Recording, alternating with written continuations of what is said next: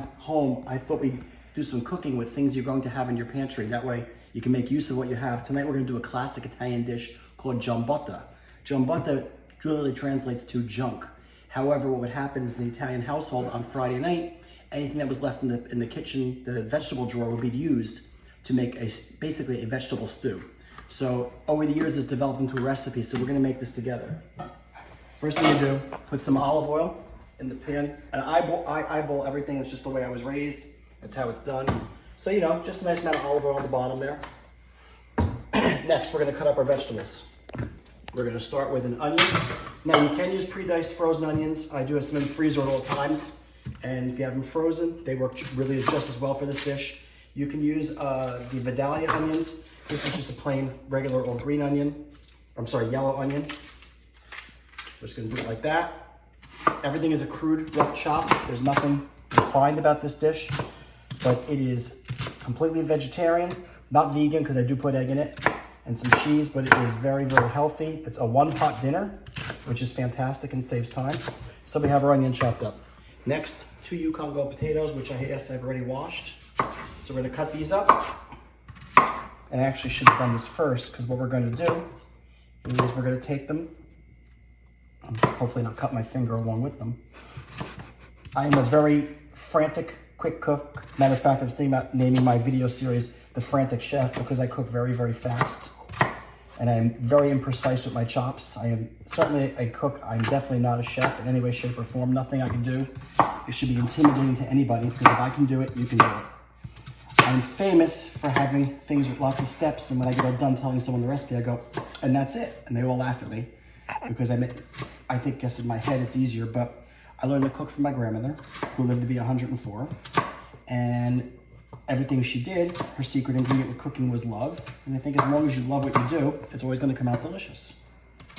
All right, so we chopped up our potato.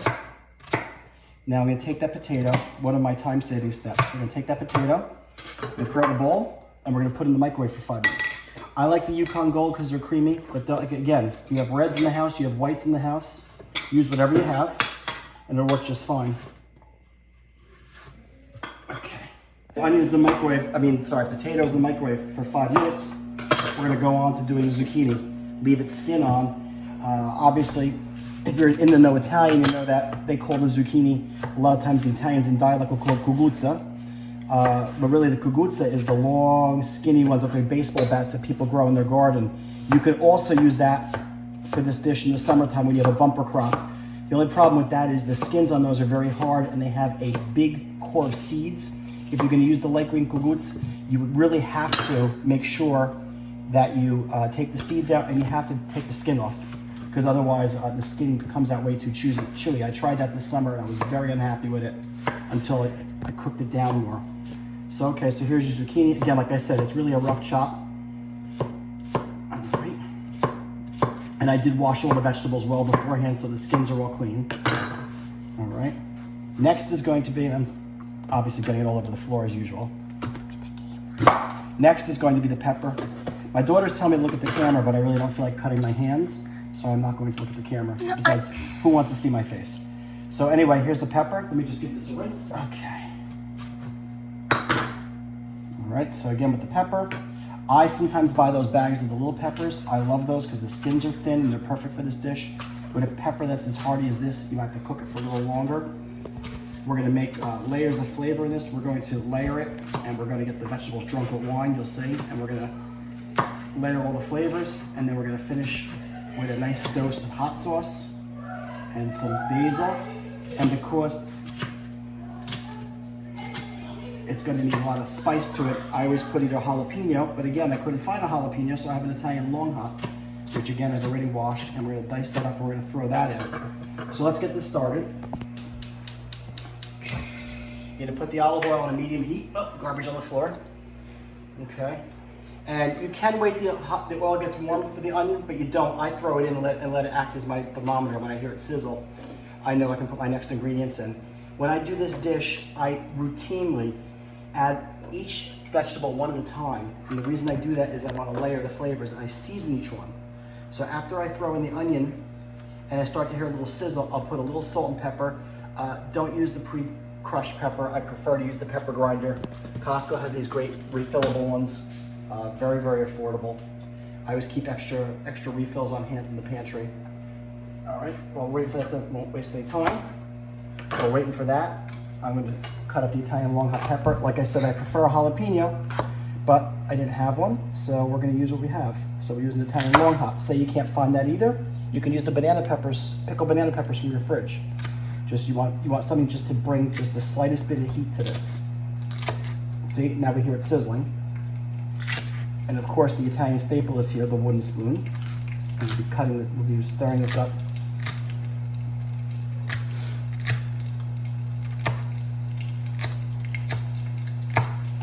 You want to cut up the pepper, since this is going to add heat. You want to cut this up really fine.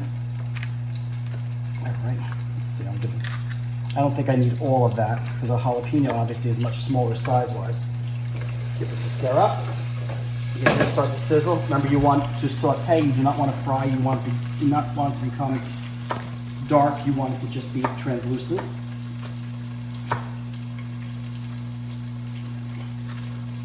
All right, we're almost there. Okay, now we'll let this sizzle a bit. And like I said, a little salt, a little pepper on each layer.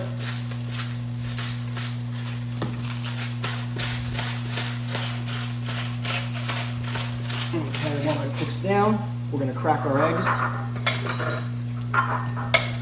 I use our egg because I just dropped the egg in the garbage bowl by mistake. So we're going to do 3 eggs into here. And since I was rooting around the fridge and someone left an egg yolk in the fridge, so as not to waste it, I'll throw that in as well. Of course, my grandmother is smiling right now because I'm not wasting food. Well, and the potatoes are done. So I'm going to throw the peppers in next because it's the next hardest vegetable. I always do it just like I do when I cook Chinese, is you go from hardest to softest vegetable. So the peppers will go in next, then the zucchini. The spicy pepper can go in whenever. So I'll get that in momentarily. Speak up. I'm being yelled at to speak up, so apparently I'm talking too softly. So I'm gonna throw that in.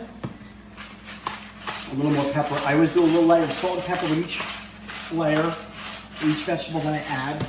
To just add, give it an extra flavor. I'm gonna turn the heat up a little bit because the sizzle went down. And I'm gonna grab my potatoes. Okay, peppers and onions are going nice now. Now I'm gonna add the zucchini. You have extra of the hot pepper. You can throw the hot pepper in now too. You have extra of the hot pepper, save it. You can always use it for omelets. It's really fantastic diced up in an omelet. It'll give it just a little kick to this, which is what I want. I didn't use the whole thing because it was big. Like I said, I usually use a small jalapeno. Went to the store in these times, you don't know what you can find. Couldn't find what I wanted. But I had extra potatoes and I wanted to use them up. It was the perfect way to use them. So since we add another vegetable, season with salt and pepper again.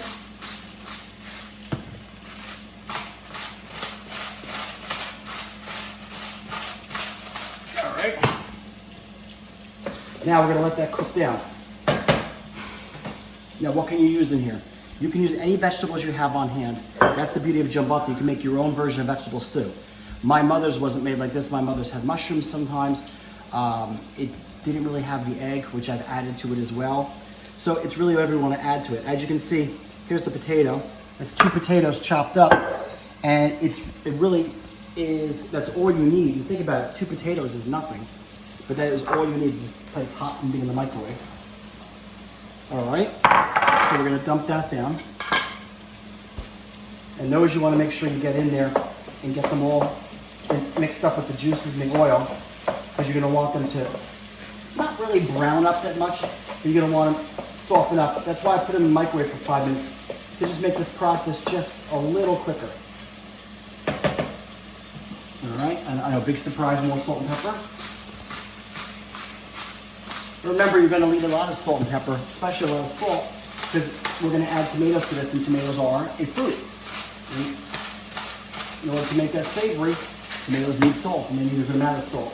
When I make my sauce, which we'll do at another time, I put a tablespoon of salt in with each recipe I do. But it's not really a tablespoon, it's a nani tablespoon. That's how my grandma taught me to measure the salt. That's how the salt gets measured. I throw it in, and whenever I cook, I think of her. A nani hand. That's right, a nani handful. All right, now, We're gonna let that cook down for a little bit. Good time to get rid of some of our garbage. I won't waste this because I'll save this for an omelet. This is my favorite part of the pepper. So I'm gonna save that. I'll save these. And while we're at it, let's beat up the eggs. And the secret ingredient, locatelli cheese. Not just any pecorino romano, locatelli brand pecorino romano. Drop it in. All right. And I forgot one thing in the fridge. I forgot fresh basil. So we have the fresh basil out. Never, ever, ever dry basil. Always fresh basil. Oh my God, that's the best. You don't need a whole lot for this. This is plenty. I think it's probably too much. This is plenty. We're gonna give it a rinse. And after I add the tomatoes and I get everything drunk with the red wine, when that cooks off, we're gonna throw the basil in. We're gonna throw the salt, we're gonna throw the hot sauce. And this dish is pretty much done. Look at this now. See how bright green the zucchini is getting? As it's all blending together. Let that cook down, let that cook down. All right, now, we're gonna throw the tomatoes in. Diced tomatoes. This is the 14.5-ounce can. They have to be the plain diced tomatoes with nothing added to them. I don't want all that crap, especially since, fun fact, I'm allergic to garlic. So my Giambotta, anything I make Italian cooking, has no garlic in it. Yes, but I flavor otherwise. I know everybody's sitting out there going, how can you live without garlic and be Italian? You can manage. So now you're gonna add the tomatoes in.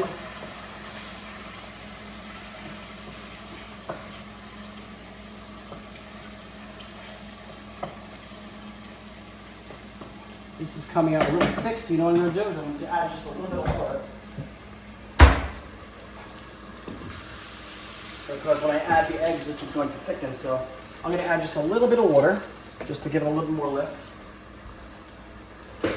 And as soon as this starts to boil, we're gonna get it drunk with a bunch of red wine.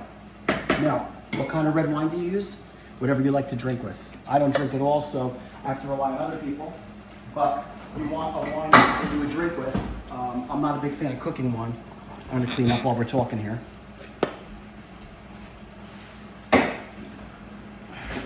Now, what's left to do? Not a whole hell of a lot. How long could this possibly have taken? 10 minutes? Yeah. All right. This is boiling now. Glug, glug. Nice splash of red wine. Do not stir. You don't stir because you want it to cook off. Let it lay on the surface and let it cook off. And you can tell when the bitter smell goes away, it's cooked off. I'm going to put away this salt because now we're going to need a bunch of salt. So I'm going to get out a kosher salt canister. We're going to go from there. And basically, we're done.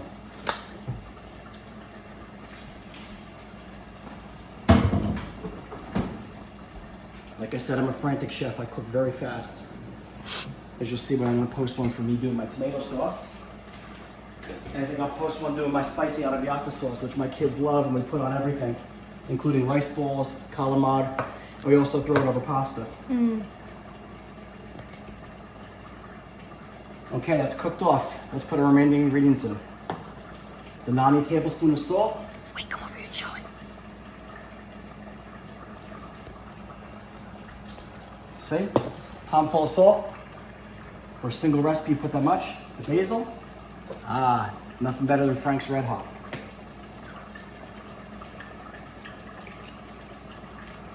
A bunch of shakes of that. And, for good measure, a good handful of grated cheese. Now, you see this? No. Okay, yes. Give that a stir. Oh, can I tell you how good that smells?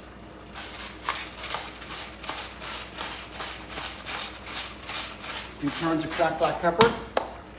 And finally, while that's hot and bubbling like that, I'm gonna take the egg that I beat with the grated cheese.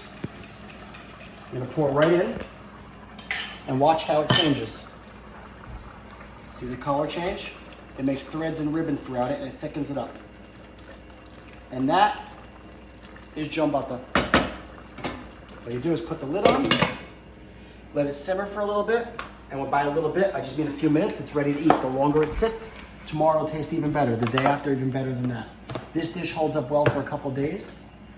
Have this with some crusty bread, and you have a wonderful meal. Enjoy.